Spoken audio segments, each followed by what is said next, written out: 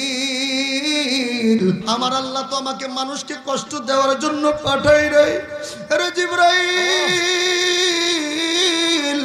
আমার আল্লাহ তো মানুষকে এরকম ভাবে অভিশাপ দেওয়ার জন্য আমার আল্লাহ আমারে পাঠাই নাই। জিবরাইল, আমাকে তো আমার আল্লাহ সমস্ত মাখলুকাতের জন্য রহমতের নবী বানায়া পাঠাইছে। বন্ধুরে, আমার আপনার দয়ার নবী মায়ার নবী বাজান কেমন রহমতের নবী ছিল। এ বন্ধু, আমার আল্লাহর রাসূল কেমন দয়ার নবী ছিল, মায়ার নবী ছিল। এ বন্ধু মুসলমান যুবক ভাইরা, কোন দিকে নজর নাই। আমার বন্ধুগণ, মা হালিমাতুস সাদিয়া রাদিয়াল্লাহু তাআলা আনহা বলে, তোমরা আমার মুখ থেকে শোনো, জবান থেকে শোনো, আমার নবীজি কেমন রহমতের নবী ছিল, কেমন বরকতের নবী ছিল। ভাই গো, মা হালিমাতুস সাদিয়া রাদিয়াল্লাহু তাআলা আনহা বলেন, আমি বনু সাদ গোত্রের মহিলাদের সঙ্গে দুধের শিশুর সন্ধানে আরবের দিকে, মক্কার দিকে রওনা হয়ে গেলাম। এ বাবাজি, এবং তো মুসলমান যুবক ভাইরা, ওই বনু সাদ গোত্রের মহিলাদের এটা একটা পেশা ছিল রে বাবা। তারা দুধের শিশুদেরকে আমার বন্ধুগণ লালন পালন করত, দুধ পান করাইতো। দুধ পান করানোর শেষে ওই শিশুদের পক্ষ থেকে, বাচ্চাদের পক্ষ থেকে তাদের ফ্যামিলির কাছ থেকে মোটা অঙ্কের হাদিয়া পাইতো। এবং তো মুসলমান যুবক ভাইরা, হে আমার দামরাই থানার বাবাজিরা, মা হালিমাতুস সাদিয়া রাদিয়াল্লাহু তাআলা আনহা বলেন, ওই বছরটা ছিল বড় অভাবের বছর, দুর্ভিক্ষের বছর। আমাদের সংসারে বাজারে এরকম ভাবে খানা খাদ্য ছিল না, অভাব সব সময় লেগেই থাকতো। আর আমি হালিমাতুস সাদিয়ার একটা সন্তান ছিল, বাচ্চা শিশু ছিল, আর আমার স্তনে এক ফোঁটা দুধ ছিল না। এরপরেও যেহেতু আমি দরিদ্র মানুষ, হতভাগা মানুষ, যার কারণে ওই সাদ গোত্রের মহিলাদের সঙ্গে আমিও তাদের সঙ্গে এরকম ভাবে মক্কার দিকে রওনা হয়ে গেলাম। ভাই গো, কোনো দিকে নজর নাই রে বাবা, দিলের কান লাগায় কথাগুলো শুনবা। মা হালিমাতুস সাদিয়া রাদিয়াল্লাহু তাআলা আনহা বলেন, আমি যেই উটনির উপরে আরোহণ করে যাইতেছিলাম, আমার উটনিটা ছিল অত্যন্ত দুর্বল, অত্যন্ত দুর্বল, একেবারেই শক্তি ছিল না, হাঁটার মতন শক্তি ছিল না, যার কারণে আমার উটনিটা খোরা খোরা পায়ে যাইতেছিল। আর আমার যেই সমস্ত বান্ধবীরা, আমার যারা সফর সঙ্গী ছিল, তাদের উটনি ছিল অত্যন্ত শক্তিশালী, আমার বান্ধবীদের উটনি ছিল অত্যন্ত মজবুত। এই জন্য তারা বাজারে আমার চাইতে অনেক আগে চলে গেল। ভাই গো, আমার বন্ধুগণ, মা হালিমাতুস সাদিয়া বলে, আমার ওই বান্ধবীরা মাঝে মাঝে আমার জন্য রাস্তায় বিরতি দিত। এ বন্ধু, একটা পর্যায়ে তারা আমার জন্য বিরক্ত হয়ে গেল, আমার উপরে বিরক্ত হয়ে গেল। ডাক দিয়ে বলো, হালিমা, আমরা যদি তোমার জন্য বারবার রাস্তায় বিরতি দেই, তাহলে আমরা যদি সঠিক সময়ে মক্কায় না পৌঁছাইতে পারি, তাহলে তো আমরা ধনীর বাচ্চাদেরকে কোলে তুলে নিতে পারবো না। আর যদি আমরা ধনীর বাচ্চাদেরকে না পাই, মোটা অঙ্গের হাদিয়াও আমরা পাবো না। ও হালিমা, তুমি থাকো, আমরা মক্কার দিকে রওনা হয়ে গেলাম। এবং মুসলমান যুবক ভাইরা, মা হালিমাতুস সাদিয়াকে রেখেই আমার বন্ধুগণ তারা সকলেই মক্কায় চলে গেল।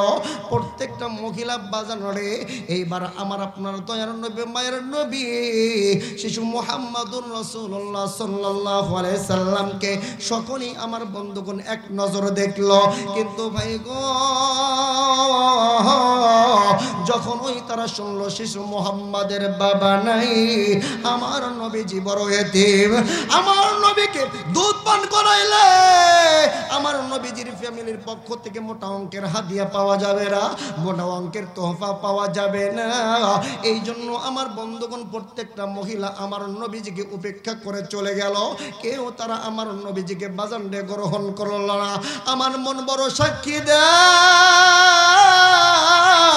ওই সময় আমার আল্লাহ বুঝে বলতেছিল, রে তায়েফের মহিলারা, আমার বন্ধু সকলের ভাগ্যে যাবে না, আমার বন্ধু সকলের বাড়িতেই পড়বে না, আমার বন্ধুর পদার্পণ যেই বাড়িতে পড়বে, আমি আল্লাহ আমার বন্ধুর বরকতে ওদের ভাগ্যে আমি আল্লাহ রহমতের ফোয়ারা জারি করে দেব। একটু আওয়াজ দিয়ে বলেন না সুবহানাল্লাহ। আল্লাহ রাব্বুল আলামিন সূরা আলী ইমরানের 31 নম্বর আয়াতে আমার আল্লাহ তাআলা জানায় দেন, নবী গো আপনি পৃথিবীর সমস্ত মানুষদেরকে জানাইয়া দেন, নবীজি যারা আমি আল্লাহ তাআলাকে ভালোবাসতে চাই, আমি আল্লাহ তাআলাকে মোহাব্বত করতে চাই, ও নবী গো তারা যেন আপনার অনুসরণ করে, অনুকরণ করে। ইয়া রাসূলুল্লাহ, যারা আপনার অনুসরণ করবে, যারা আপনাকে মেনে নেবে, নিজেকে আইডল হিসাবে আপনাকে গ্রহণ করবে, নবী গো আমি আল্লাহ তাদেরকে ভালোবাসবো, মোহাব্বত করব। শুধু তাই নয়, যারা আপনাকে মোহাব্বত করবে, ভালোবাসবে, আপনাকে অনুসরণ করবে, ও নবী গো আপনাকে অনুসরণ করার কারণে আমি আল্লাহ ওই বান্দা বান্দির জিন্দেগির সমস্ত গুনাহকে মাফ করে দেব। একটু আওয়াজ দিয়ে বলেন না সুবহানাল্লাহ। এ বাবাজি, আমরা কোন নবীর অনুসরণ করব, কোন নবীর আদর্শ গ্রহণ করব? ভাই গো আমার আল্লাহ পাক রব্বুল আলামিন ওই নবীর ব্যাপারে বলতেছেন, ওয়ামা আরসালনাকা ইল্লা রাহমাতাল লিল আলামিন।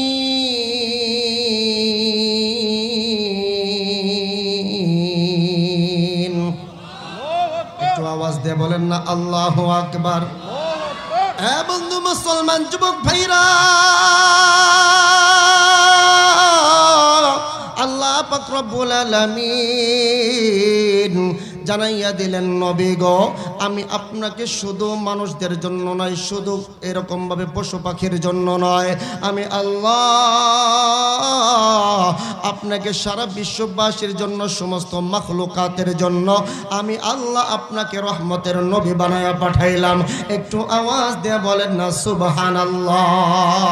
হে বন্ধু মুসলমান যুবক ভাইরা,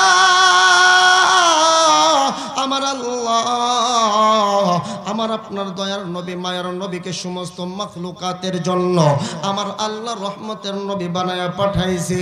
বাইরে এই নবীকে মানুষ কষ্ট দিলে আমার নবী ওই মানুষগুলোকে কষ্ট দেয় না। আমার নবীকে আমার বন্ধুগণ গালি দিলে আমার নবী উল্টা মানুষকে গালি দেয় না। এ বন্ধু মুসলমান যুবক ভাইরা, আমার নবী কেমন রহমতের নবী রে বাবা। এ বন্ধু আমার নবী দেখেন আমার বন্ধুগণ এতিমদেরকে কেমন মোহাব্বত করতেন, ভালোবাসতেন। ভাই গো আমার আপনার দয়ার নবী, মায়ার নবী, রহমাতাল লিল আলামিন নবী। এ বন্ধু একদিন ঈদের দিন বাজান রে ঈদগাহে যাওয়ার জন্য রওনা হয়েছে।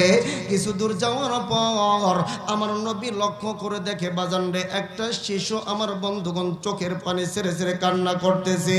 আমার নবী ওই শিশুটার কাছে যাইয়া মাথায় হাত বুলাইয়া ডাক দেয়া বললেন, বেটা রে কি হয়েছে তোমার, তুমি কি জন্য কান্না করো? আজকে এই ঈদের দিনে দেখো তোমার সামনে কত ছোট ছোট বাচ্চারা নতুন নতুন জামা কাপড় পরিয়া তারা খেলাধুলা করতেছে, হাসি তামাশা করতেছে। এ বেটা তোমার কি হইল, তুমি কি জন্য কান্না করো? এ বন্ধু মুসলমান যুবক ভাইরা, কোন দিকে নজর নাই রে বন্ধু। দেখো আমার নবী কেমন মানুষকে মোহাব্বত করেছে, ভালোবাসছে।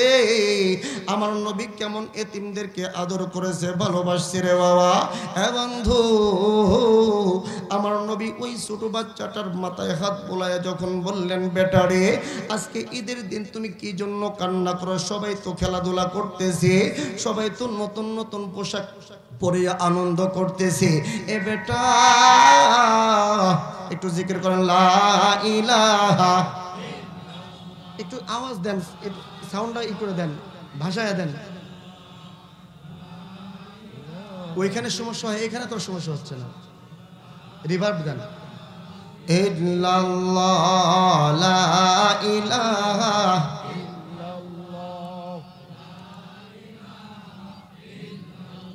লা ইলাহা ইল্লাল্লাহু মুহাম্মাদুর রাসূলুল্লাহ সাল্লাল্লাহু সাল্লাল্লাহু আলাইহি সাল্লাম।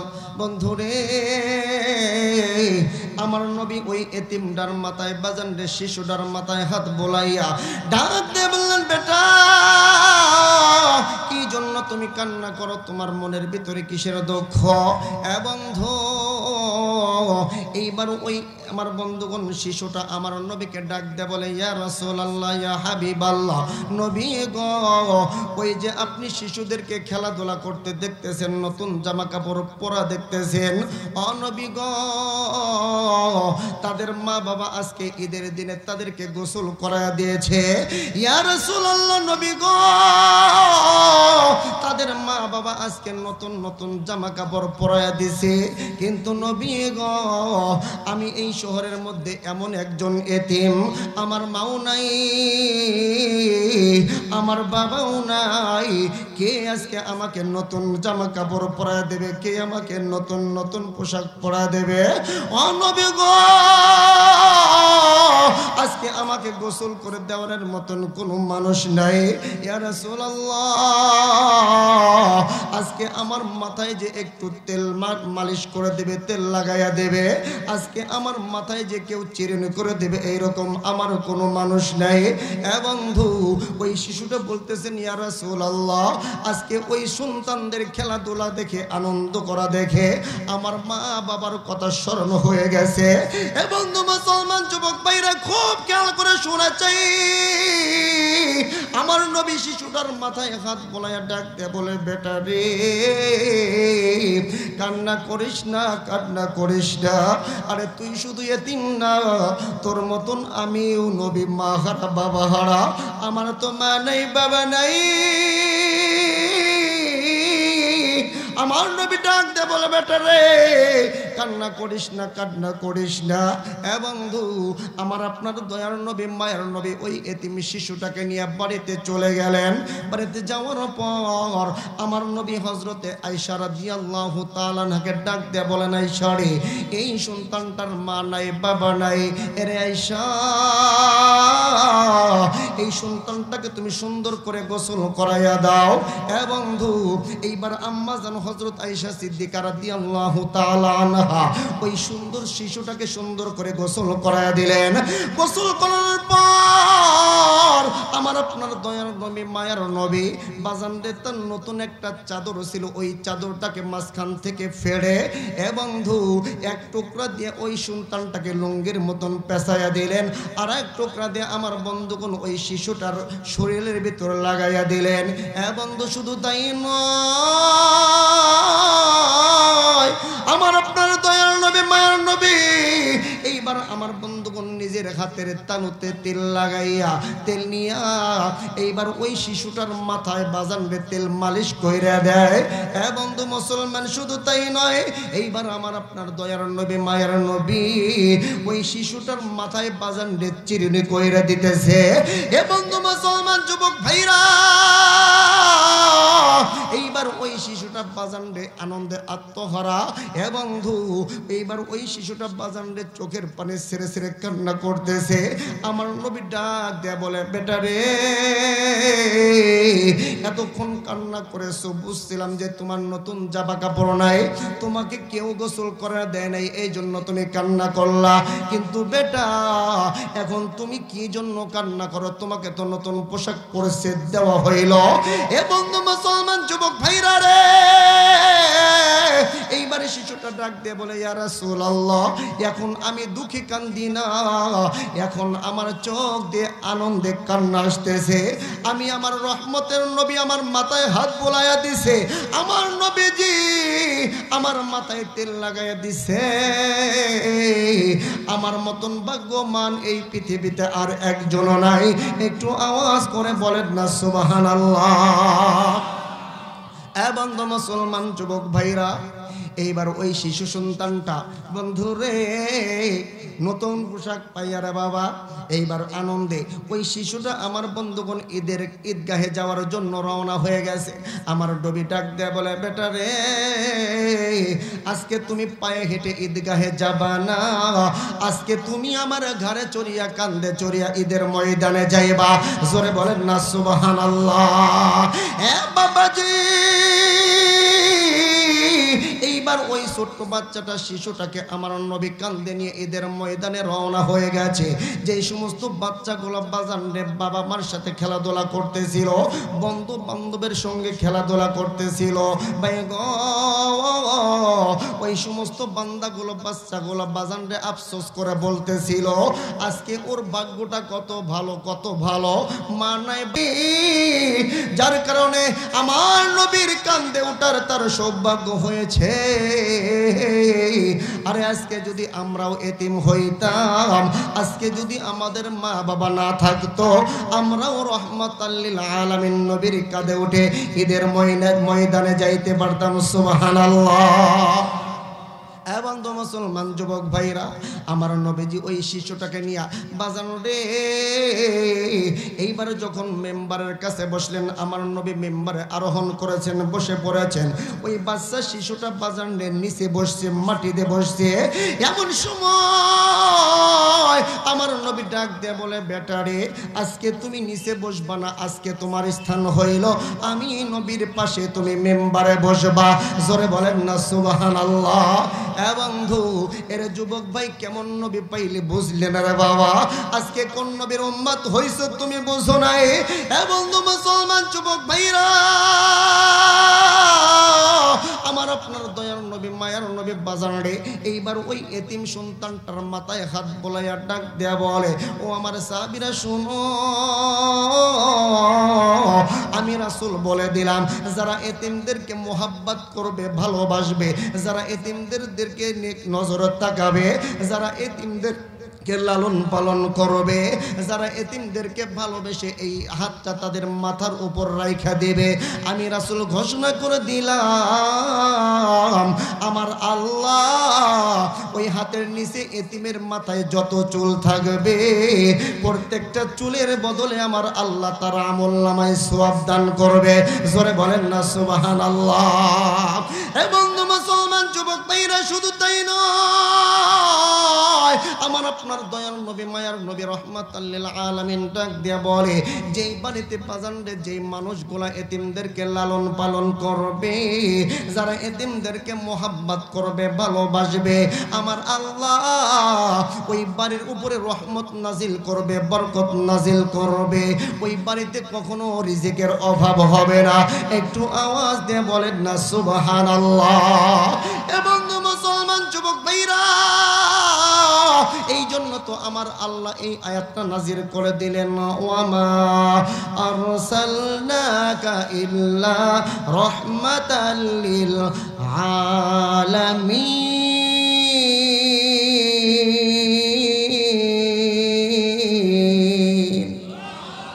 আওয়াজ দিয়ে বলেন না আল্লাহু আকবার।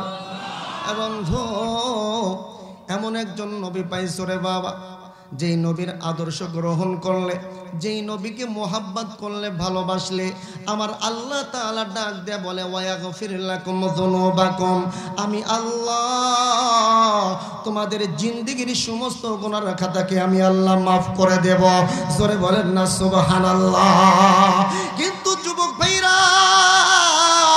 আজকে আমাদের ওই নবীর আদর্শ আমাদের ভিতর নাই রে বাবা, ওই নবীর অনুসরণ অনুকরণ আমাদের ভিতর নাই। যুবক তোমাদেরকে বলছি রে বন্ধু, আজকে তোমার নবীর মোহাব্বত তোমার ভিতরে যদি থাকতো, তাহলে একটা যুবকের মুখেও বাজানের দাড়ি ছাড়া থাকতে পারতো না। কথা বলেন ঠিক কিনা? একটা যুবক রাস্তায় আমার বন্ধুগণ নবীর পোশাক ছাড়া চলতেই পারতো না রে বাবা। যুবক আজকে তুমি নেইমারকে পছন্দ করো, মেসিকে পছন্দ করো, যার কারণে যখন বিশ্বকাপ খেলা শুরু হয়ে যায় রে বাবা, প্রত্যেকটা যুবকের বুকের সামনে মেসি আর নেইমারের ছবি দেখা যায়। কথা বলেন ঠিক কিনা? যুবক, অথচ আমার আপনার দয়ার নবী মায়ার নবী বললেন, আলমার ও মামান আহাব্বা। যুবক রে, তুমি দুনিয়াতে যাকে অনুসরণ করবা, ফলো করবা, মোহাব্বত করবা, যাই না রাইখো, ওই কিয়ামতের দিন তার সঙ্গে তোমার হাসর হবে। যুবক তোমার সামনে স্পষ্ট একটা হাদিস বললাম রে বাবা। এখন তুমি তুমি পরীক্ষা করে নিজেকে নিজেই আমার বন্ধুগণ প্রশ্ন করে দেখো, তুমি কোন দলের ভিতরে, তুমি কোন দলের ভিতরে পড়বা। এ যুবক, তুমি যদি দুনিয়ার জমিনে সাকিব খানকে অনুসরণ করো, এই দুনিয়ার জমিনে তুমি যদি আমার বন্ধুগণ পরীকে মোহাব্বত করো, এ যুবক, ওই কিয়ামতের দিন পরি যেইখানে যাবে, সাকিব লুচ্চা যেইখানে যাবে, তোমাকেও তার সঙ্গে সঙ্গে যাইতে হবে। কথা বলেন ঠিক কিনা? যুবকদের যদি শোনে পরিমণি ধামরায় আসতেছে, ধামরায় যুবকদের ঘুম হারাম হয়ে যায়। কথা বলেন ঠিক কিনা? আর যদি শোনে নাদুস নুদুস আমাদের ইন্ডিয়ার দাদার বাবুর দেশ থেকে ঐশ্বরিয়া রায় আসতেছে, তাইলে তো চোখের ঘুম হারাম হয়ে যায়। কথা বলেন ঠিক কিনা? কিন্তু বাবা, যেই পরিমনিরে তুমি মোহাব্বত করতেছো, সাকিব খান লুচ্চারে তুমি মোহাব্বত করতেছো, যাই না রাখো আল্লাহ রাসূলের স্পষ্ট হাদিস, আল মারউ মা মান আহাব্বা, যাকে তুমি মোহাব্বত করবা, যার সাথে তোমার মোহাব্বত, কিয়ামতের দিন তার সঙ্গেই তোমার হাসর হবে। একটু আওয়াজ দিয়ে বলেন না কথা ঠিক কিনা? রাসূলের সঙ্গে, রাসূলের আদর্শ তুমি মানবা, রাসূলরে তুমি মোহাব্বত করবা, রাসূলের সঙ্গেই তোমার হাসর হবে। আর যারা রাসূলের সঙ্গে উঠবে, এ বন্ধু মুসলমান খোদার কসম করে বলি, ওই মানুষটা জান্নাতি না হয়ে পারবেই না। একটু আওয়াজ দিয়ে বলেন না সুবহানাল্লাহ। আজকে যুবকদের অবস্থা দেখলে বড় ভয়াবহ অবস্থা।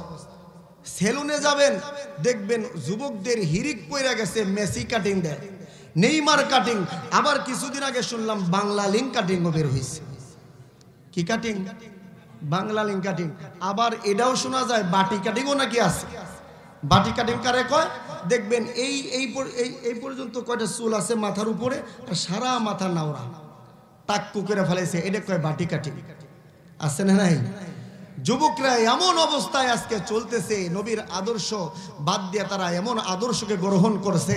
দেখবেন আজকে যুবকরা প্যান্টটা কোথায় পড়ে বাবা, খেয়াল করে দেখবেন। হাসির কথা বলতেছে না বাবা, আফসোস করে বলতেছে। আজকে যুবকরা প্যান্টটা এত নিচে পড়ে যে তাদের পাছার যে লোম আছে, লোম পর্যন্ত দেখা যায়। এটাও নাকি তাদের আজকে একটা ফ্যাশন হয়ে গেছে। পাছার লোম দেখানো, এটা নির্লজ্জতা, বেহায়াপনা। কথা বলেন ঠিক কিনা? আজকে এইটা যুবকরা বলতেছে এটা হলো আমাদের আদর্শ, এটা হলো আমাদের ফ্যাশন। আজকে আমাদের কোথায় আজকে আমরা গেছি বাবা? আজকে যদি আপনার ভিতরে রাসূলের আদর্শ থাকে, রাসূলের সুন্নত, রাসূলের ভালোবাসা, রাসূলের মোহাব্বত যদি আপনার ভিতরে থাকে, খোদার কসম আপনাকে আল্লাহর রাসূল জাহান্নামে যাইতে দেবে না। সুপারিশ করে আমার রাসূল আপনাকে জান্নাতে নিয়ে পৌঁছায় দেবে। একটু আওয়াজ দিয়ে বলেন না সুবহানাল্লাহ। রাসূলকে আজকে অনুসরণ করতে পারি না, অথচ আল্লাহ পাক রব্বুল আলামিন কি বললেন? লাকাদ কানা লাকুম ফি রাসূলিল্লাহি উসওয়াতুন হাসানা। পৃথিবীর সমস্ত মানুষকে লক্ষ্য করে আমার আল্লাহ তাআলা বলতেছেন, আমি তোমাদের জন্য উত্তম আদর্শ রেখে দিয়েছি আমার রাসূলের মধ্যে। একটু আওয়াজ দিয়ে বলেন না সুবহানাল্লাহ।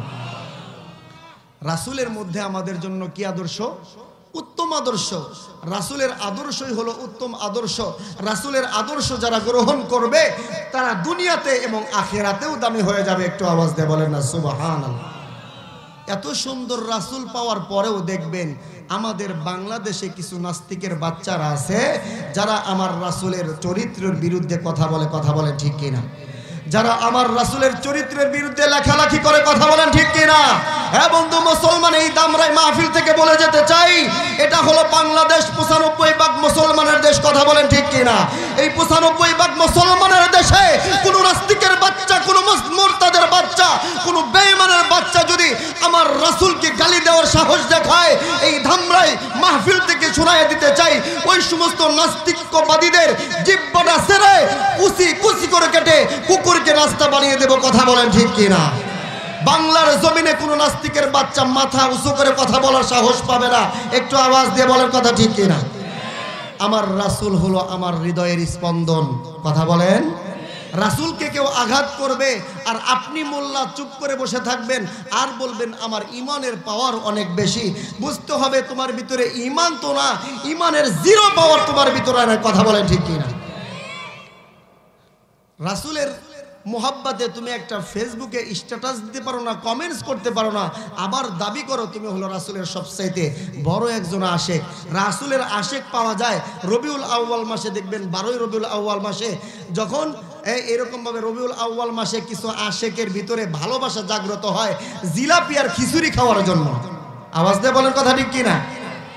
খিচুড়ির লোভে তারা আশেকে রাসূল হয়ে যায়। এবং তো মুসলমান, আল্লাহর রাসূলের স্পষ্ট হাদিস, তোমরা যদি আমি রাসূলকে মোহাব্বত করো, ভালোবাসো, তাহলে তোমরা আমার সঙ্গেই জান্নাতে থাকবা। একটু আওয়াজ দিয়ে বলেন না সুবহানাল্লাহ। এবং তো মুসলমান যুবক ভাইরা, কোন দিকে নজর নাই আমার আপনার দয়ার নবী, মায়ার নবী, রহমাতাল লিল আলামিন নবী। ভাইরে কেমন রহমতের নবী ছিল রে বাবা, খুব খেয়াল করে কথাগুলো শুনবা। এবং আমার নবীকে বাজানডে কাফের মুশরিকরা হাজার হাজার কষ্ট দিয়েছে, এরপরেও আমার রাসূল তাদের জন্য আল্লাহর কাছে বদদুয়া করেন নাই, অভিশাপ দেন নাই। এবং মুসলমান যুবক ভাইরা, আমার আপনার দয়ার নবী, মায়ার নবী, রহমাতুল লিল আলামিন নবী এমন একজন নবী ছিলেন রে বন্ধু, যদি শুনতেন তার উম্মত গুনাহগার উম্মত জাহান্নামে যাবে, এ বন্ধু আমার নবী কখনোই বরদাস্ত করতে পারতেন না, বাজান সহ্য করতে পারতেন না।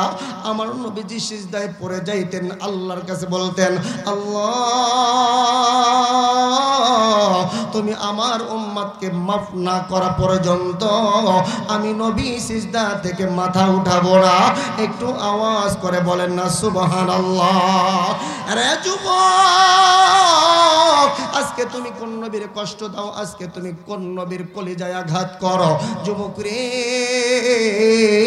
আজকে তুমি যদি ওই নবীকে মোহাব্বত করতে পারো, ভালোবাসতে পারো, এ বন্ধু আমার কথা নয়, আমার আল্লাহ তাআলা বললেন ওই নবীকে মোহাব্বত করার কারণে, অনুসরণ করার কারণে আমার আল্লাহ তোমার জিন্দেগীর সমস্ত গুনাহকে মাফ কইরা দেব, আমার আল্লাহ তোমার জান্নাতবাসী বানায়া দেব। একটু আওয়াজ দিয়ে বলেন না সুবহানাল্লাহ। এবং মুসলমান যুবক ভাইরা, কোনো দিকে নজর নাই আমার আপনার দয়ার নবী, মায়ার নবী, বাজান রে আমার আম্মা জান হযরতে আয়েশা সিদ্দিকা রাদিয়াল্লাহু তাআলা আনহা একদিন আমার নবীজিকে গোসল করাইতেছিলেন। বন্ধু এমন সময় বাজান রে আম্মাজান হযরতে আয়েশা আমার রাসূলকে জিজ্ঞাসা করলেন, ইয়া রাসূলুল্লাহ, ও নবী গো, উহুদের ময়দানে আপনি যে কষ্ট পেয়েছিলেন, আপনাকে কাফেররা যে কষ্ট দিয়েছিল, ও নবী গো, এর চাইতে কি আপনি কোন জায়গায় এর চাইতে বেশি কষ্ট পেয়েছেন? এর চাইতেও কি মানুষ আপনাকে কষ্ট দিয়েছে? আমার নবী ডাক দিয়ে বলে, আয়েশা রে, এর চাইতেও আমি নবী তায়েফের ময়দানে কষ্ট পেয়েছি। এ বন্ধু আমার আপনার দয়ার নবী, মায়ের নবী বাজানকে ডাক দিয়ে বলে, আয়েশা আমি বড় আশা নিয়া ওই তায়েফের বাসীদের কাছে চলে গেলাম কালেমার দাওয়াত নিয়া।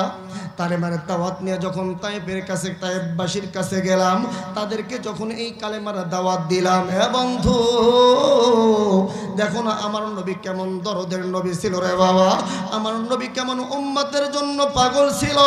এ বন্ধু মুসলমান যুবক ভাইরা, এইবারে তায়েফবাসীর কাছে যখন বাজান রে আমার নবী কালেমার দাওয়াত দেয়, ওই তায়েফবাসীরা বাজান রে আমার নবীকে বাজান রে কালেমা তো গ্রহণ করলই না, এক আল্লাহকে তো বাজান রে মেনে নিলই না। এরপরে এ বন্ধু তায়েফবাসীরা আমার নবীকে ডাক দেয়, বলে, মুহাম্মদ তুমি যদি এখন আমাদের এলাকা থেকে বের হয়ে না যাও, আমরা তোমাকে অপমান অপদস্থ করে, লাঞ্ছিত করে বের করে বাধ্য হয়ে যাব। ও বন্ধু মুসলমান যুবক ভাইরা, আমার আপনার দয়ার নবী, মায়ের নবী বলে, আয়েশা রে, ওই দিন আমি নবী এতটাই ক্ষুধার্ত ছিলাম, এতটাই পিপাসার্ত ছিলাম, এর আয়েশা আমি নবী এতটাই ক্ষুধার্ত ছিলাম, পিপাসার্ত ছিলাম, এরপরেও ওই মানুষগুলা আমার চিনলো না, আমারে বুঝলো না, তারা আমাকে এক পেলা পানি পান করতেও দিল না। এর আয়েশা ওই তায়েফবাসীগুলো আমার সঙ্গে এমন ব্যবহার করলো, আমাকে অপমান অপদস্থ করে তারা আমাকে তাড়াইয়া দিল। এবং আমার আপনার দয়ার নবী, মায়ের নবী রাস্তা দিয়ে হাইটা যায়, আর ওই তায়েফবাসীরা তাদের সন্তানদেরকে ডাক দেয়, বলে, বেটা রে, ওই যে দেখো মুহাম্মদ নামে একজন পাগল যাইতেছে, রে বেটা তোমরা যাও ওই মুহাম্মাদের গায়ে তোমরা পাথর নিক্ষেপ করো। একটু আওয়াজ দিয়ে বলেন না নাউজুবিল্লাহ। বন্ধু কিতাবের ভিতর আসছে রে বাবা, আমার নবী রাস্তা দিয়ে হাইটে যায়, ওই কাফেরের ছেলেগুলা আমার বন্ধুগণ, ছোট ছোট বাচ্চাগুলা, তারা আমার বন্ধুগণ আমার নবীকে বৃষ্টির মতন আমার নবীজির গায়ে পাথর নিক্ষেপ করে। এ বাবাজি এমন ভাবে বৃষ্টির মতন পাথর নিক্ষেপ করে রে বাবা, কিতাবের ভিতর আসছে যেই নবীজির শরীরের ভিতরে আমার আল্লাহ মশা মাছিকে বসা হারাম করে দিয়েছে। আজকে ওই তায়েফবাসীর সন্তানেরা আমার নবীকে এমন মারা মারছে, আমার নবীজির পবিত্র শরীর মুবারকটা, চামড়া মুবারকটা ফেটে ফেটে বাজারে রক্ত চুয়াইয়া চুয়াইয়া বাজারে স্যান্ডেলের সাথে লেগে যায়। এবং আমার নবীজির সফরের সঙ্গে ছিলেন যায়েদ ইবনে হারেসা। যায়েদ ইবনে হারেসা ওই সন্তানদেরকে ডাক দিয়ে বলে, আরে তায়েফবাসীরা তোমরা আমার নবীজিকে আর আঘাত কইরো না, মাইরো না, তোমাদের যত মনে চায় তোমরা আমি যায়েদকে আঘাত করো, আঘাত করতে করতে আমার মাইরা ফেলাও, আমি টু শব্দ বলবো না, এরপরেও তোমরা আমার নবীর গায়ে আঘাত কইরো না। এবং মুসলমান যুবক ভাইরা যায়েদ ইবনে হারেসার কথা তারা শুনে নাই। আমার নবীজি বন্ধু ব্যথার যন্ত্রণায় বাজারে হাঁটতে পারে না, পড়ে যায়, অজ্ঞান হয়ে পড়ে গেছে। তায়েফের সন্তানগুলা বাজারে এরপরেও তারা ক্ষান্ত হয় নাই। আমার নবীজিকে দাঁড় করাইয়া দেয় আর ডাক দেয়, মুহাম্মদ সামনে চলো, সামনে চলো। আমার নবীজি সামনের দিকে হাঁটে আর ওই তায়েফের কাফেরগুলা আমার নবীজিকে আমার বন্ধুগণ পিছন থেকে পাথর মারে, মারতে মারতে মারতে মারতে আমার নবীজিকে রক্তাক্ত করে ফেললো। ভাই গো আমার নবীজি বাজারে একটা পর্যায়ে যায় একটা বাগানের নিচে, গুহার নিচে আশ্রয় নিল। বন্ধু আমার নবীজি বাজারে কথা বলতে পারে না, উঠতে পারে না। আমার নবীজি ব্যথার যন্ত্রণায় ছটফট করতেছে। এমন সময় হযরতে জিবরাইল আলাইহিস সালাতু ওয়াস সালাম হাজির হয়ে গেলেন। আমার নবীকে ডাক দিয়ে বলে, ইয়া রাসূলুল্লাহ, ও নবী গো, আপনার সাথে তায়েফবাসীরা যেই ব্যবহার করেছে আমার আল্লাহ তো সব দেখেছে, আমার আল্লাহ আমারে অনুমতি দিয়েছে, আপনি শুধু একটু আমাকে হুকুম দেন, তাহলে এই তায়েফবাসীগুলোকে, এই সন্তানগুলোকে, তায়েফবাসীর সমস্ত মানুষগুলোকে এই পাহাড়ের মাঝখানে এনে তাদেরকে আমি ধ্বংস করে দেব, ধ্বংস করে দেব। ও নবী গো, আপনি শুধু আমাকে এতটুকু অনুমতি দেন, অনুমতি দেন। বন্ধু দেখেন আমার নবী কেমন রহমতের নবী ছিল, কেমন পেয়ারা নবী ছিল রে বাবা।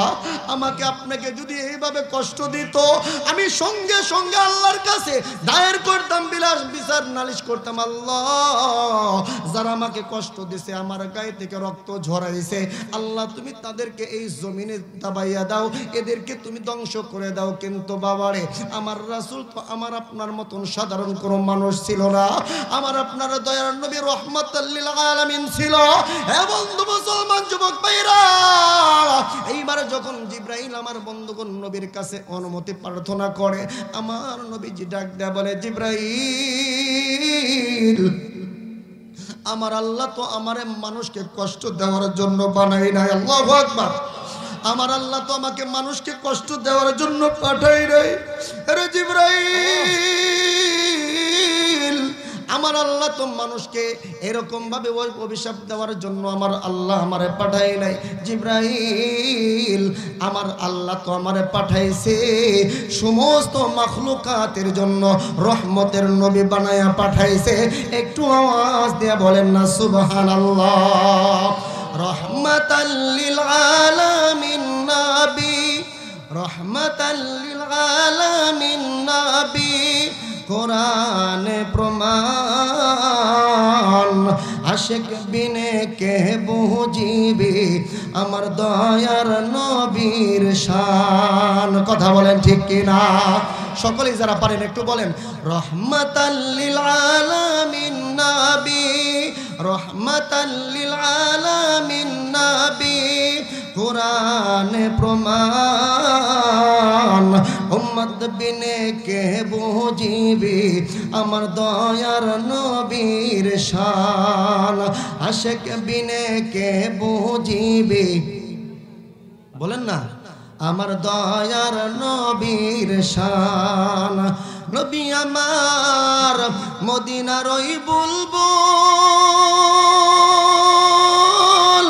আমার আল্লাহ ভালোবেসে নামটি দিলেন হাবিবে রাসূল আল্লাহু আকবার নবী আমার মদিনার ওই বুলবুল আমার আল্লাহ ভালোবেসে নামটি দিলেন হাবিবে রাসূল ওই নবীকে ভুল বুঝিলে ওই নবীকে না মানিলে থাকবে না ঈমান আশিক বিনে কে বুঝিবে আমার দয়ার নবীর শান উম্মত বিনে কে বুঝিবে আমার দয়ার নবীর শান একটু আওয়াজ দিয়ে বলেন না মারহাবা আর একটু আওয়াজ দিয়ে বলেন না মারহাবা বাবাজি আমার আপনার দয়ার নবী মায়ার নবী ডাক দিয়ে বললেন জিব্রাইল আমাকে তো আমার আল্লাহ মানুষকে কষ্ট দেওয়ার জন্য পাঠায় নাই ও জিব্রাইল আমার আল্লাহ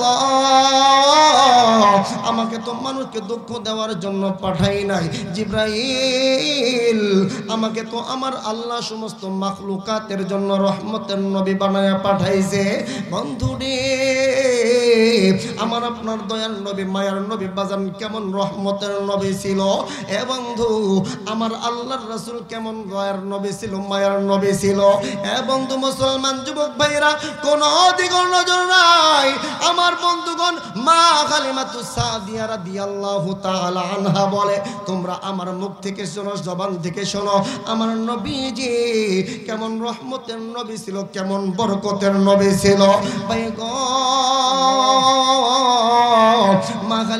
মা খালিমাতুস সাদিয়া রাদিয়াল্লাহু তাআলা আনহা বলেন আমি বনু সাদ গোত্রের মহিলাদের সঙ্গে দুধের শিশুর সন্ধানে আরবের দিকে মক্কার দিকে রওনা হয়ে গেলাম হে বাবাজি এবং তো মুসলমান যুবক ভাইরা ওই বনু সাদ গোত্রের মহিলাদের এটা একটা পেশা ছিল রে বাবা তারা দুধের শিশুদেরকে আমার বন্ধুগণ লালন পালন করত দুধ পান করাইতো দুধ পান করানোর শেষে ওই শিশুদের পক্ষ থেকে বাচ্চাদের পক্ষ থেকে তাদের ফ্যামিলির কাছ থেকে মোটা অঙ্কের হাদিয়া পাইতো এবং তো মুসলমান যুবক ভাইরা হে আমার দামরাই থানার বাবাজিরা মা খালিমাতুস সাদিয়া রাদিয়াল্লাহু তাআলা আনহা বলেন ওই বছরটা ছিল বড় অভাবের বছর দুর্ভিক্ষের বছর আমাদের সংসারে বাজারে এরকম ভাবে খানা খাদ্য ছিল না অভাব সব সময় লেগেই থাকতো আর আমি খালিমাতুস সাদিয়ার একটা সন্তান ছিল বাচ্চা শিশু ছিল আর আমার স্তনে এক ফোঁটাও দুধ ছিল না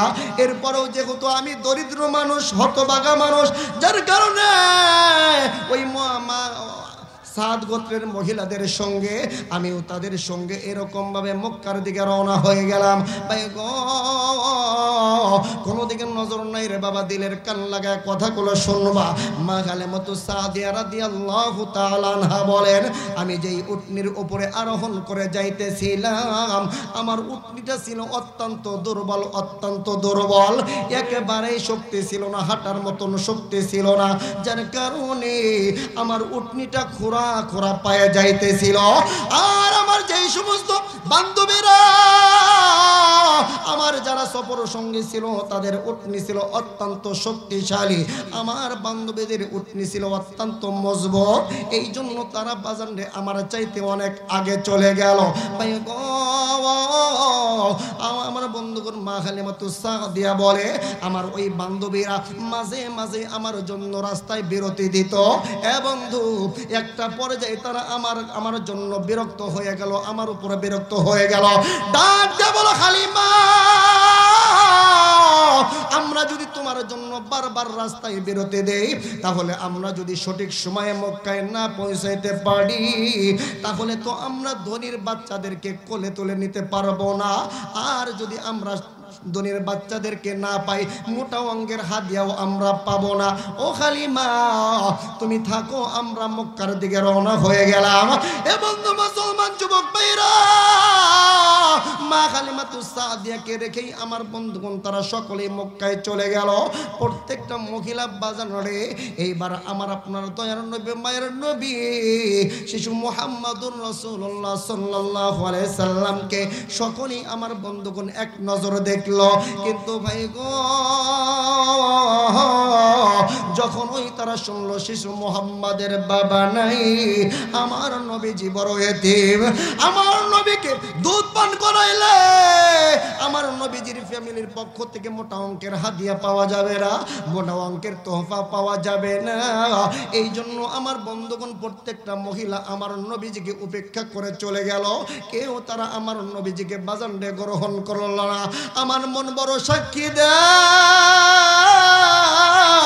ওই সময় আমার আল্লাহ বুঝে বলতেছিল, রে তায়েফের মহিলারা, আমার বন্ধু সকলের ভাগ্যে যাবে না, আমার বন্ধু সকলের বাড়িতেই পড়বে না, আমার বন্ধুর পদার্পণ যেই বাড়িতে পড়বে আমি আল্লাহ আমার বন্ধুর বরকতে ওদের ভাগ্যে আমি আল্লাহ রহমতের ফোয়ারা জারি করে দেব।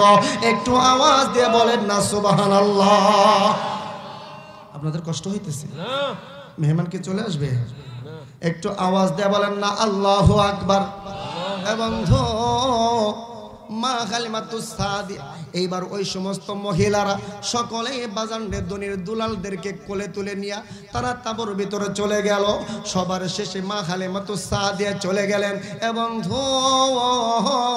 কিতাবের ভিতর আসছে রে বাবা, মা হালিমাতুস সাদিয়া যায় দেখে একটাও সন্তান নাই, কেবলমাত্র আমার নবীজি আছে। এবং মা হালিমাতুস সাদিয়া বাজারে আমার নবীজির কাছে চলে গেল।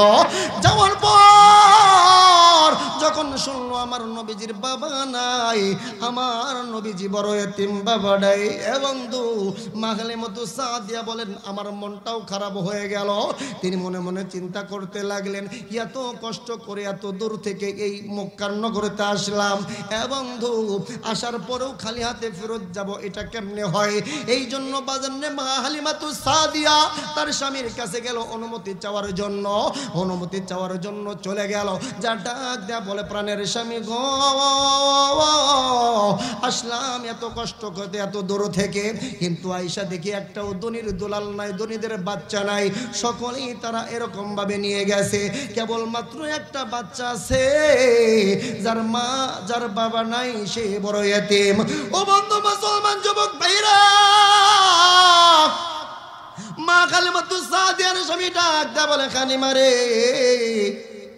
আমার মন সাক্ষী দেয় এই সন্তানটাকে নিলে বুঝি আমার আল্লাহ আমাদের ভাগ্যের পরিবর্তন ঘটাইয়া দেবে। জোরে বলেন না সুবহানাল্লাহ। আর একটু আওয়াজ দিয়ে বলেন না সুবহানাল্লাহ।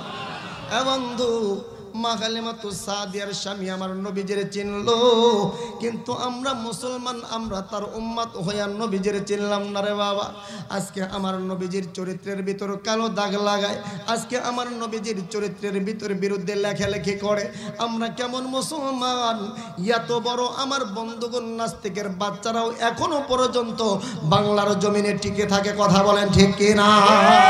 আমরা আমার বন্ধুগণ এই মাহফিল থেকে জানাইয়া দিতে চাই, যারা আমার রাসূলের বিরুদ্ধে গুস্তাখি করবে, রাসূলের বিরুদ্ধে ষড়যন্ত্র করবে, রাসূলের চরিত্র নিয়ে লেখালেখি করবে, রাসূলের চরিত্রের বিরুদ্ধে যারা লেখালেখি করবে, এই বাংলার জমিনে ওই সমস্ত নাস্তিকের বাচ্চাদেরকে দৃষ্টান্তমূলক শাস্তি দিতে হবে। কথা বলেন ঠিক কিনা?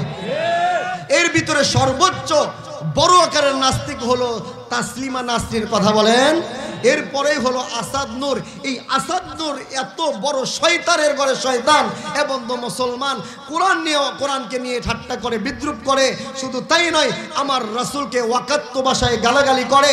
আমরা আজকে এই বাংলাদেশের যারা সমন্বয়ক আছে, তাদের কাছে আমাদের একটাই আবদার থাকবে, এই কুকুরটাকে ইন্ডিয়া থেকে নিয়ে এসে বাংলার জমিনে শাস্তি দিয়ে বাংলার জমিনটাকে কলুষিত মুক্ত করতে হবে, বাংলার জমিনটাকে পাক পবিত্র করতে হবে। কথা বলেন ঠিক কিনা? আর আপনারা সকলে সচেতন থাকবেন বাবা। রাসূলকে গালি দেবে সে যেই হোক না কেন, যেই ঘরানার মানুষ হোক না কেন কোনো মাপ হবে না, শুধু জুতার বাড়ির সাউন্ড হবে।